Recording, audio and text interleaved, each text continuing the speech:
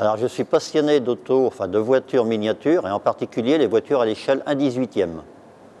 Ce sont des voitures quand même qui sont assez grandes, ce qui permet de voir beaucoup plus de détails que sur une voiture 1/43e. Alors, je collectionne tous les constructeurs en fin de compte. Je ne m'arrête pas sur un constructeur, c'est vraiment toutes les marques. Bon, c'est pareil, là aussi je reviens, selon le budget, parce qu'il y a certaines marques qui sont très très chères. Personnellement, j'aime bien les voitures avant-guerre. Malheureusement, il y en a de moins en moins. Mais les voitures après-guerre, j'aime bien aussi, jusque dans les années 60, voire 70 maximum.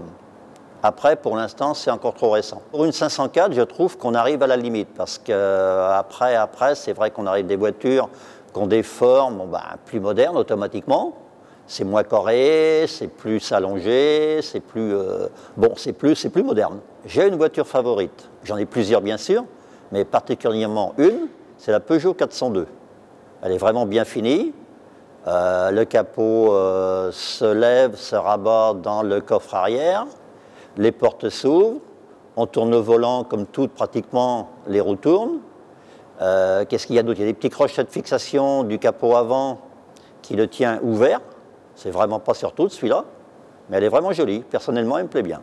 Avec mon œil de collectionneur, ce que je constate, c'est que le jeune de maintenant s'arrête quand même sur un stand de collectionneur et pose des questions sur les voitures anciennes.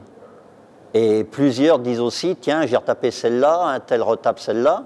Ça veut dire qu'on a quand même une certaine nostalgie des voitures anciennes. Et on tient encore à en garder beaucoup, parce que si on les perd toutes, malheureusement, on perd aussi le patrimoine.